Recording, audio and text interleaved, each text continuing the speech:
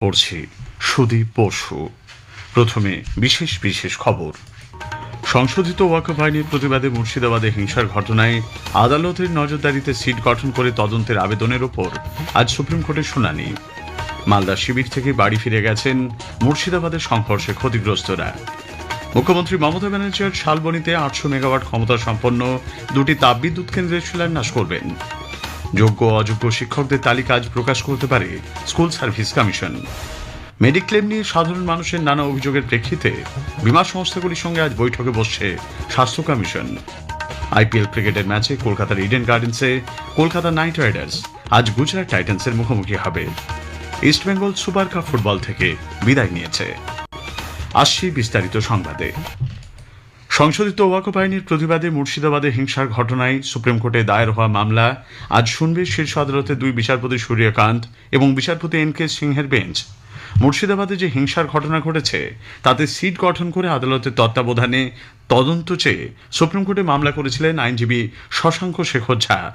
এই আইনজীবী তদন্তের পাশাপাশি সাধারণ মানুষের জীবন ও সম্পত্তি যাতে সুরক্ষিত থাকে সেই মর্মে শীর্ষ আদালতকে নির্দেশ দিতে আর্জি জানিয়েছিলেন। মালদহের শিবির থেকে নিজ নিজ বাড়ি ফিরেছেন শরণার্থীরা। গতকাল মালদহ ও জঙ্গিপুর পুলিশের যৌথ উদ্যোগে এসকর্ট করে ঘরছাড়াদের বাড়ি ফেরানো হয়। প্রশাসন সূত্রে খবর, গতকাল 236 জন বাড়ি ফিরেছেন। উল্লেখ্য, মুর্শিদাবাদে অশান্তির জেরে গঙ্গা পার হয়ে মালদার বৈষ্ণবনগর বিধানসভা কেন্দ্রের পারলালপুর হাইস্কুলে আশ্রয় নিয়েছিলেন ধুলিয়ান, শামশেরগঞ্জ সহ একাধিক এলাকার 345 জন। তাদের মধ্যে বেশ কয়েকজন আগেই বাড়ি ফিরেছিলেন। গতকাল 236 জন বাড়ি ফেরেন। ধুলিয়ান ঘাটে তাদের স্বাগত জানান তৃণমূল কংগ্রেসের সাংসদ খলিলুর রহমান, বিধায়ক মনিরুল ইসলাম সহ জনপ্রতিনিধিরা। এদিকে বিজেপি রাজ্য সভাপতি ডক্টর সুকান্ত মজুমদার আজ আক্রান্ত গ্রামগুলি পরিদর্শনে যাবেন। নিহত হরগোবিন্দ দাস ও চন্দন দাসের বাড়িতেও যাবেন তিনি। মুর্শিদাবাদ থেকে আমাদের জেলা সংবাদদাতার একটি প্রতিবেদন। গ্রেপ্তার হয়েছে শামশেরগঞ্জের জাফরাবাদে পিতা পুত্র হরগোবিন্দ দাস ও চন্দন দাস খুনের আরও এক অভিযুক্ত জিয়াউল হক। শুলিতলার বাসিন্দা জিয়াউল উত্তর দিনাজপুরের চোপড়ায় আত্মগোপন করেছিল। গতকাল তাকে রাজ্য পুলিশের এসটিএফ গ্রেপ্তার করে। এ নিয়ে খুনের ঘটনায় মোট 4 জন গ্রেপ্তার হয়েছে। শামশেরগঞ্জ ও সুতি এলাকায় সংশোধিত ওয়াকফ আইন বিরোধী আন্দোলনে হিংসা, ভাঙচুর, অগ্নিসংযোগের ঘটনায় এ পর্যন্ত মোট 138টি কেস করা হয়েছে। গ্রেপ্তার হয়েছে 275 জন। যে কোনো রকম অশান্তি এড়াতে পুলিশ ব্যাপক সক্রিয় রয়েছে। জাফরাবাদ গ্রামকে ঘিরে 3টি পুলিশ ক্যাম্প বসিয়েছে জঙ্গিপুর পুলিশ জেলা। একই সাথে কেন্দ্রীয় বাহিনীর নিয়মিত টহল জারি রয়েছে গ্রামগুলিতে। গতকাল দুপুরে জাফরাবাদ গ্রামে নিহত হরগোবিন্দ দাস ও চন্দন দাসের পরিবারের সাথে সাক্ষাৎ করতে যান তৃণমূল কংগ্রেসের এক প্রতিনিধি দল। দলে ছিলেন রাজ্যসভার সাংসদ শামিরুল ইসলাম, জঙ্গিপুরের সাংসদ খলিলুর রহমান, বিধায়ক আমিরুল ইসলাম সহ অন্যান্য জনপ্রতিনিধিরা। রাজ্য সরকার তাদের সব রকম সাহায্য করবেন বলে তারা বার্তা দিলেও পরিবারের লোকেরা তাদের প্রত্যাখ্যান করে ক্ষোভ প্রকাশ করেন। আজ দুপুরে আক্রান্ত গ্রামগুলি পরিদর্শনে আসছেন রাজ্য বিজেপির সভাপতি ডক্টর সুকান্ত মজুমদার। জাফরাবাদ, ডিগরি, বেদবোনা প্রভৃতি গ্রামে যাবেন তিনি। কথা বলবেন ঘরে ফিরে আসা আক্রান্তদের সাথেও। মুর্শিদাবাদ থেকে মামুন ফারুক, আকাশবাণী সংবাদ। এদিকে মুর্শিদাবাদে হিংসা কবলিত এলাকার মহিলারা অসহনীয় কষ্টের মধ্যে রয়েছেন বলে জাতীয় মহিলা কমিশনের চেয়ারপারসন বিজয়া রাহাতকা জানিয়েছেন। তিনি রাজ্য সরকারের কাছে অবিলম্বে দ্রুত পদক্ষেপ গ্রহণ করে নিরাপত্তা সুনিশ্চিত করার আবেদন জানান। आज वहाँ पर डर का माहौल हो गया है। ये डर का माहौल खत्म करने की बहुत ज्यादा आवश्यकता है। एक शांतिपूर्ण तरीके से बिना डरे एक अच्छा माहौल तैयार करना ये भी सरकार की जिम्मेदारी है।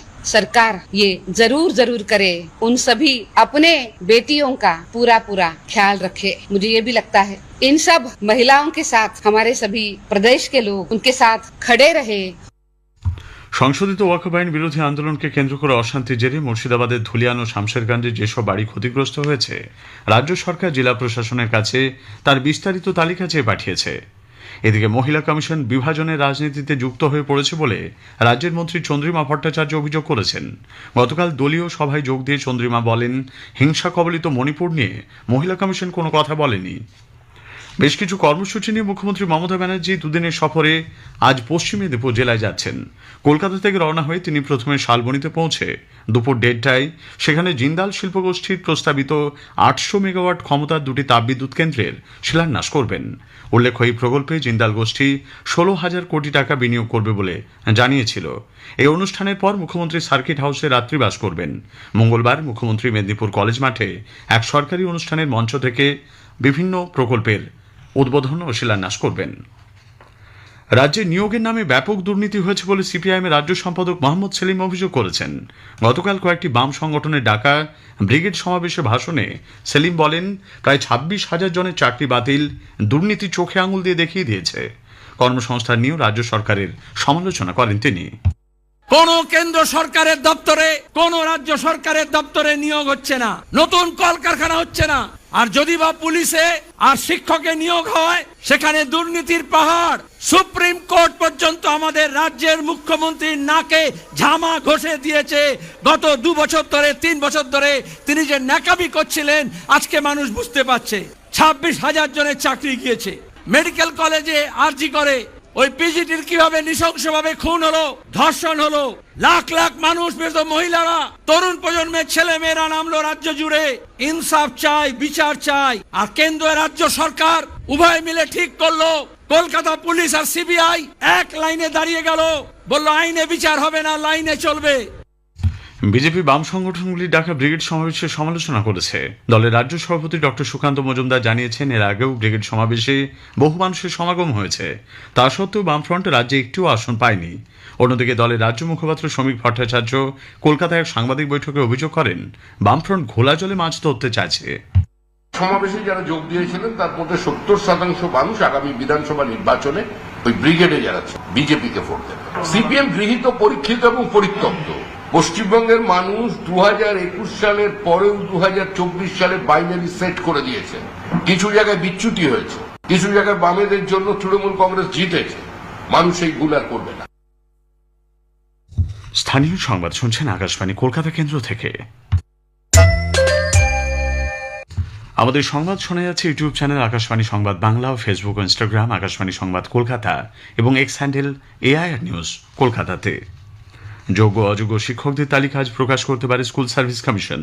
ওই তালিকা ছাড়াও ওয়েমার শিটের মিরর ইমেজ প্রকাশ করার দাবিতে আন্দোলনে নেমেছেন সুপ্রিম কোর্টের রায় চাকরিহারা শিক্ষক ও শিক্ষাকর্মীরা। চাকরিহারাদের সঙ্গে বৈঠকে শিক্ষামন্ত্রী ব্রাত্য বসু জানিয়েছিলেন, আইনি পরামর্শ নিয়ে এই তালিকা প্রকাশ করতে পারে স্কুল সার্ভিস কমিশন। এদিকে মিরর ইমেজ প্রকাশের দাবিতে আজ এসএসসি ভবন অভিযান করবেন চাকরিহারা শিক্ষক ও শিক্ষাকর্মীদের একাংশ। করুণাময়ী বাসস্ট্যান্ড থেকে মিছিল করে তারা এসএসসি দপ্তর আচার্য সদনে যাবেন। মেডিক্লেম নিয়ে সাধারণ মানুষের নানা অভিযোগের প্রেক্ষিতে রাজ্য স্বাস্থ্য কমিশন আজ বৈঠকে বসতে চলেছে।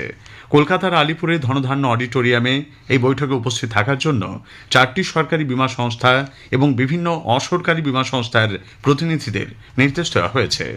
স্বাস্থ্য কমিশনের চেয়ারম্যান ও প্রাক্তন বিচারপতি অসীম কুমার বন্দ্যোপাধ্যায় বলেছেন, স্বাস্থ্য বীমার প্রিমিয়াম নিয়ে সাধারণ মানুষের বহু অভিযোগ রয়েছে। কলকাতার জোড়াবাগান থানার পাথুরিয়াঘাটা স্ট্রিটে একটি বাড়িতে গতরাতে ভয়াবহ অগ্নিকাণ্ডে 2 জনের মৃত্যু হয়েছে। রাত 1টা নাগাদ একটি 4তলা বাড়িতে আগুন লাগে। দমকলের 10টি ইঞ্জিন ঘটনাস্থলে রয়েছে। নিম্নচাপ ও ঘূর্ণাবর্তের প্রভাবে বিক্ষিপ্ত বৃষ্টিতে তাপমাত্রা কিছুটা কমলেও ঘরমাক্ত গরম থেকে এখনই রেহাই মিলছে না। আগামী কয়েকদিন দিনের তাপমাত্রা বেশ কয়েক ডিগ্রি বাড়বে বলে জানিয়েছেন আলিপুর আবহাওয়া দপ্তরের বিজ্ঞানী সৌরিশ বন্দ্যোপাধ্যায়। বর্তমানে একটি নিম্নচাপ রেখা রয়েছে, যেটা রাজস্থান থেকে আমাদের দক্ষিণবঙ্গের উপর দিয়ে বাংলাদেশ পর্যন্ত বিস্তৃত রয়েছে। আর একটা ঘূর্ণাবর্ত রয়েছে উত্তর বাংলাদেশের কাছে। এর প্রভাবে দক্ষিণবঙ্গে বিক্ষিপ্তভাবে বৃষ্টিপাতের সম্ভাবনা রয়েছে। দিনের তাপমাত্রা বর্তমানে স্বাভাবিকের থেকে কম রয়েছে দক্ষিণবঙ্গের প্রায় সমস্ত জেলাতেই। আগামী 4 দিনে দিনের তাপমাত্রা বাড়ার সম্ভাবনা রয়েছে। কলকাতায় সর্বনিম্ন তাপমাত্রা রেকর্ড করা হয় 27.1 ডিগ্রি সেলসিয়াস, যা স্বাভাবিকের চেয়ে প্রায় 1 ডিগ্রি বেশি। সর্বোচ্চ তাপমাত্রা 35 ডিগ্রির আশপাশে থাকার সম্ভাবনা। ইডেনে আজ আইপিএল ক্রিকেটের ম্যাচে কলকাতা নাইট রাইডার্স গুজরাট টাইটান্সের বিরুদ্ধে খেলবে। খেলা শুরু হবে সন্ধ্যে 7:30টায়।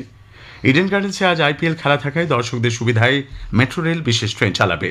রাত 12টায় এসপ্ল্যানেড থেকে দক্ষিণেশ্বর এবং কবি সুভাষের দিকে 2টি রেক চলবে। গতবারের বিজয়ী ইস্টবেঙ্গল সুপার কাপ ফুটবল থেকে বিদায় নিয়েছে। ভুবনেশ্বরের কলিঙ্গ স্টেডিয়ামে গতকাল রাউন্ড 16-এর ম্যাচে কেরালা ব্লাস্টার্স 2-0 গোলে ইস্টবেঙ্গলকে হারিয়ে দেয়। কেরালা ব্লাস্টার্স শনিবার কোয়ার্টার ফাইনালে মোহনবাগানের বিরুদ্ধে খেলবে। শেষ করার আগে স্থানীয় সংবাদের বিশেষ কিছু অংশ আরও একবার। সংশোধিত ওয়াকফ আইনের প্রতিবাদে মুর্শিদাবাদে হিংসার ঘটনায় আদালতের নজরদারিতে সিট গঠন করে তদন্তের আবেদনের ওপর আজ সুপ্রিম কোর্টে শুনানি।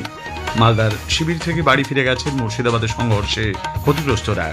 মুখ্যমন্ত্রী আজ শালবনীতে 800 মেগাওয়াট ক্ষমতা সম্পন্ন দুটি তাপবিদ্যুৎ কেন্দ্রের শিলান্যাস করবেন।